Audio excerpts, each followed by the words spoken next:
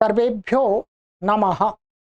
देववाणी संस्कृतम YouTube channel में आप सभी संस्कृत प्रेमियों का हार्दिक अभिनंदन है। मित्रों, नीति शतकम हम निरंतर पढ़ रहे हैं और अभी तक हमने बहुत श्लोक पढ़ लिए। ठीक है, आज हमारा जो श्लोक संख्या है वो श्लोक संख्या है 95।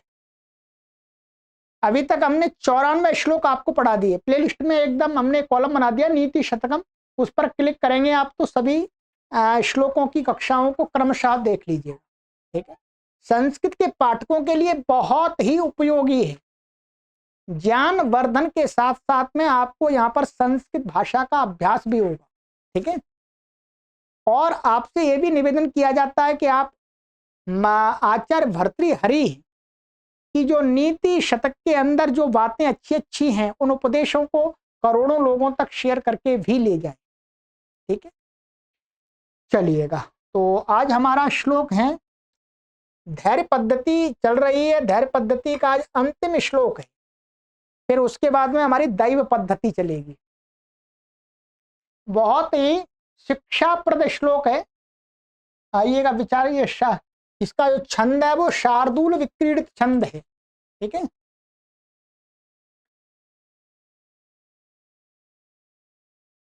श्लोक बहुत प्रसिद्ध भी है वैसे। आइएगा, एक बार पाठ करते हैं, फिर इसका शब्दों को क्रमशः रखेंगे, फिर अर्थ पर चर्चा करेंगे। क्या कहते हैं?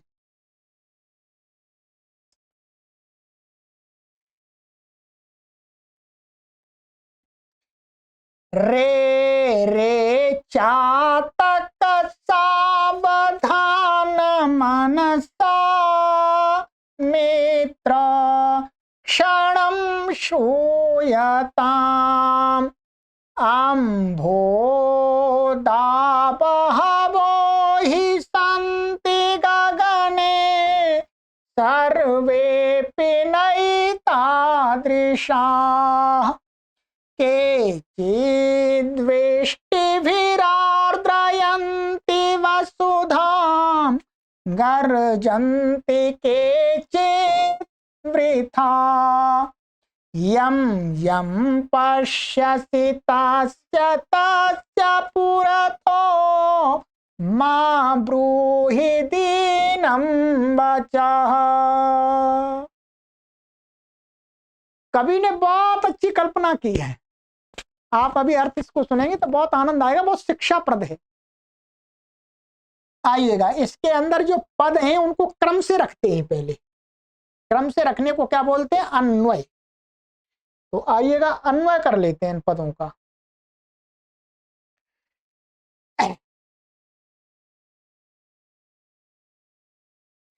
रे रे मित्र चातक, सावधान मनसा, ये जुड़ा हुआ है, वास्तव में एक ही शब्द है। सावधान मनसा क्षणं श्रूयताम् गगने बहवः अम्भोदाः सन्ति हि सर्वेऽपि एतादृशाः न केचित् वृष्टिभिः वसुधां आर्द्रयन्ति केचित् वृथा गर्जन्ति। ये इसका अध्ययन करेंगे। इत्यर्थम त्वं यम यम पश्यसि तस्य तस्य पुरतः दीनं वचः मा ब्रूहि। ठीक है, ये मैंने क्रम से रख दिया। अब आराम से अर्थ हो जाए। ठीक है, ये कवि कवि अर्थ आचार्य भर्तृहरि कहते हैं, एक जो जिसको चातक पक्षी होता है, क्या होता है? चातक पक्षी। उसको जिस क्षेत्र से हम आते हैं उस क्षेत्र में उस पक्षी को पपिया बोलते हैं। क्या बोलते हैं? पपिया। परंतु उसका जो संस्कृत का नाम है वो चातक है। अब अन्य अन्य क्षेत्रों में अन्य अन्य प्रांतीय भाषाओं के अनुसार उसको क्या बोलते हैं ये मुझे पता नहीं है। संस्कृत में चातक बोलते हैं। जिस क्षेत्र से मैं आता हूं अर्थात जो मेरी जन्मभूमि है उस क्षेत्र में उस एरिया में बोलते हैं पपिया। तो मैं पपिया कह सकता हूं। उसकी पपिया जैसी आवाज होती है। तो कहते हैं, कवि कहता है उस पक्षी को विषय बना करके हम सभी लोगों को शिक्षा देने के लिए, क्या कहता है? रे रे मित्र चातक। रे रे माने अरे अरे मित्र चातक, अरे मेरे मित्र चातक पपिया पक्षी, हे पपिया पक्षी, सावधान मनसा क्षणम श्रूयताम। माने सावधान मन के साथ में एक क्षण के लिए तुम मेरी बातों को सुनो। कवि कह रहा है, कवि उस पक्षी को कह रहा है कि हे चातक पक्षी, मैं तुमको अपना मित्र मान करके मैं तुमको कुछ बताना चाह रहा हूं, उसको ध्यान पूर्वक सुनो। एक क्षण के लिए, मतलब थोड़े से समय के लिए, बहुत लंबी कथा नहीं सुना रहा मैं आपको। क्या कहते हैं कवि फिर आगे उसको कि गगने बहवह अम्भोदाः सन्ति। क्या होता है जो चातक पक्षी होता है, चातक पक्षी होता है वो बादलों को देख करके चिल्लाता है, माने अपनी आवाज में बोलता है। बादल हुए काले काले और वो बोलने लगता है, क्योंकि वो सोचता है कि बादल हैं तो पानी उसको पीना है। वो पानी कहते हैं, उसके विषय में ये प्रसिद्ध है कि वो नदी तालाब से पानी नहीं पीता। जब वर्षा होती है तो उस नक्षत्र विशेष में जब बारिश होती है तो अपनी चोंच को फाड़ करके ऐसे पानी पीता है, बूंदे उसकी चोंच में गिरती है, उसी को पीता है, वैसे नहीं पीता। ये उसके विषय में माने प्रसिद्ध है। अब वो कैसे पीता है, वास्तव में पीता तो होगा पानी, ऐसी बात नहीं है, पर ऐसी प्रसिद्धि है कि वो वर्षा काल में जो नक्षत्र विशेष में ही वो पानी जलपान करता है, अन्यथा करता ही नहीं। ये उसके विषय में प्रसिद्धि है। तो कहते हैं चातक पक्षी भाई सुनो ध्यान से कि गगन में, आकाश में बहुत सारे अंभोदा माने जल को देने वाले बादल हैं। संति माने हैं, काले काले बादल आते हैं वर्षा ऋतु में। कहते हैं ही सर्वे अपि एतादृशान, सभी बादल भी ही का अर्थ निश्चित रूप से एतादृशान, इस प्रकार के नहीं है कि वो पानी दें। सभी बादल क्या है, पानी देने वाले हो, ये निश्चित नहीं है भाई। हम भी देखते हैं आकाश में बहुत सारे बादल आते हैं, वो निकल जाते हैं, कुछ बादल बरसते हैं। तो कभी वही कह रहे हैं कि आकाश में बहुत सारे मेघ आते हैं, बादल, परंतु सभी एक जैसे नहीं होते हैं। उनमें से कहते हैं के चित्त वृष्टि भी वसुधाम आर्द्रयंती, उसमें से कुछ बादल, के चित्त माने कुछ बादल, वृष्टि भी माने वर्षा के द्वारा, वसुधाम माने पृथ्वी को, आर्द्रयंती माने गीला करते हैं, अर्थात बरस करके पृथ्वी को गीला कर देते हैं।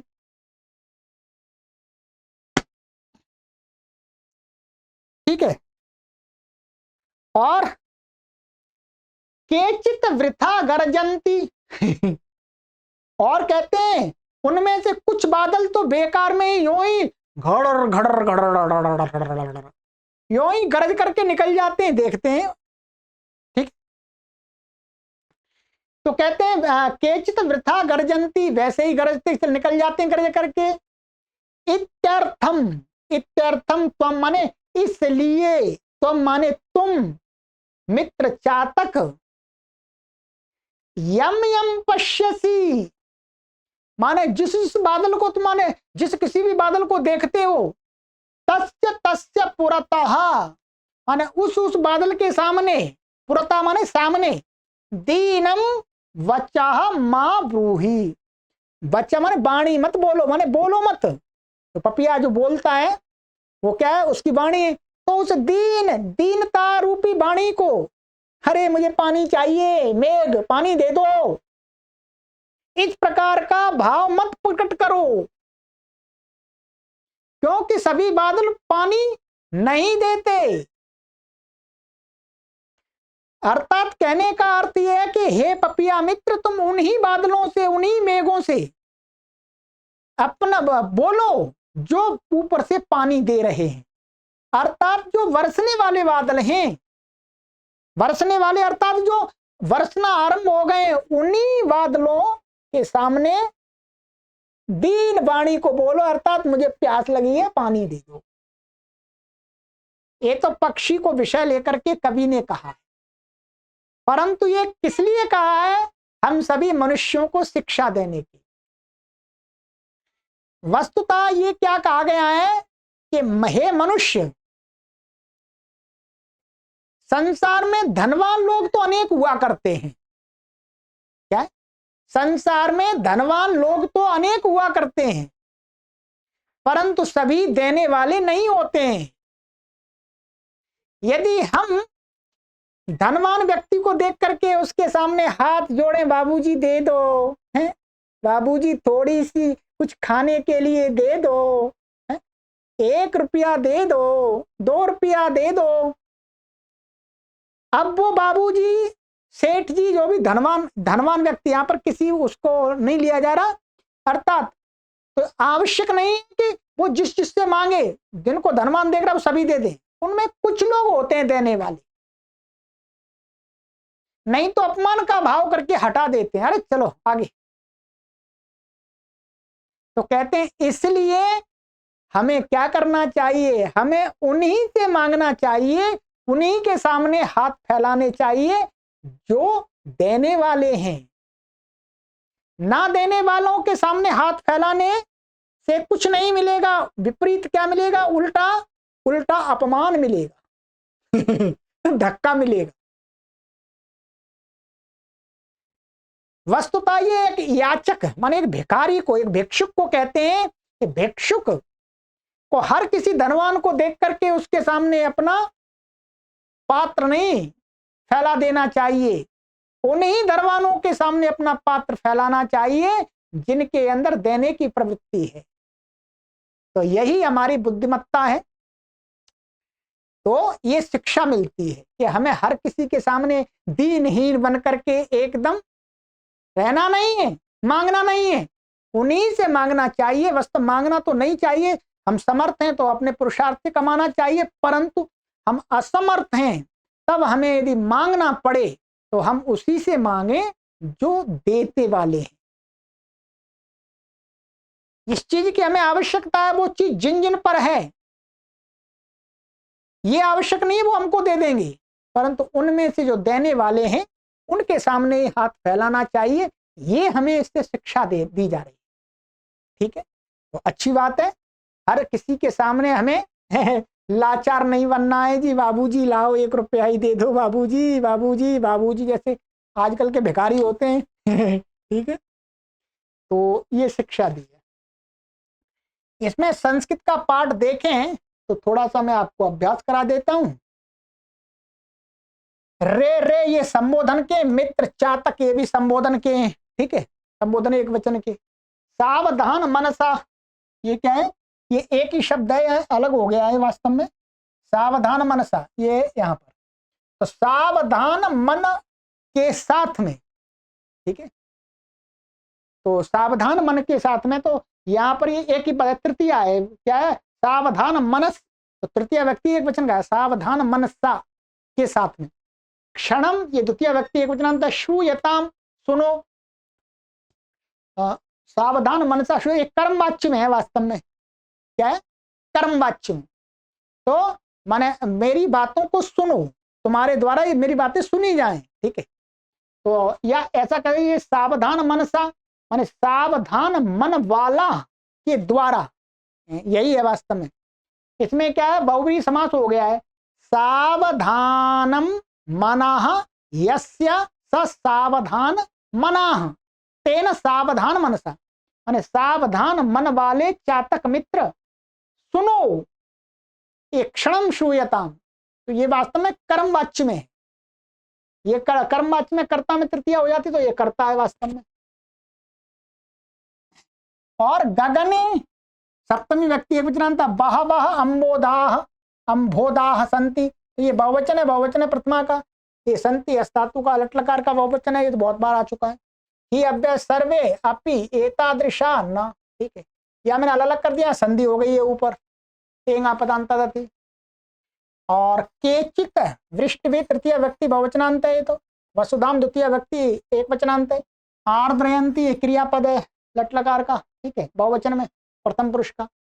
केचित वृथा, वृथा अव्यय है, गर्जंती क्रियापद है। और ये अध्याय कर लिया, यम यम ये द्वितीय व्यक्ति एक वचनांत का है ना पुल्लिंग में, ठीक है। पश्यसी क्रियापद है, तस्य तस्य ये तत्का है षष्ठी का एक वचन का। पुरतः अव्यय है, दीनम, दीनम ये क्या है, वचा, वचा का विशेषण है दीन वाणी, ठीक है। माँ अव्यय, माँ माने मत नहीं, व्रूहि माने बोलो, ये लोट लकार का मध्यम पुरुष का एक वचन का। और इसमें विशेष व्याकरण नहीं है कोई, ठीक है। चलिएगा एक बार और पाठ कर लेते हैं जी, अच्छा लगा है श्लोक मुझे तो बहुत काफी। आइए, रे रे चातक सावधान मनसा मित्र क्षणं श्रूयताम् अंभोदा बहवो हि सन्ति गगने सर्वेऽपि नैतादृशाः केचिद्वृष्टिभिरार्द्रयन्ति वसुधां गर्जन्ति केचित् वृथा यं यं पश्यसि तस्य तस्य पुरतो मा ब्रूहि दीनं वचः। ठीक है, यहाँ पर तो ऐसा कुछ विशेष नहीं था, या तो ये रही रह गया, हमने अलग अलग तोड़ा तो हम विसर्ग हो गया है, ठीक है। और चलिएगा विशेष नहीं, चलिए अब इसके आगे हमारा 96वां 96 श्लोक होगा। धैर्य पद्धति आज समाप्त हो गई है, अब चलेगी हमारी दैव पद्धति। तो लगभग अभी हमारे 25 श्लोक आपको, 25 या 28 श्लोक आपको और मिलेंगे। इतने श्लोक हमने बताए थे उस दिन आपको, ये हैं हमारे 121। अभी पूरे हमारे 26 श्लोक और हैं, तो 26 वीडियो में हम कंप्लीट कर देंगे, ठीक है। एक एक श्लोक बना रहे हैं, इससे आपको भी आसानी हो सुनने में, ठीक है। सर्वेभ्यो नमः।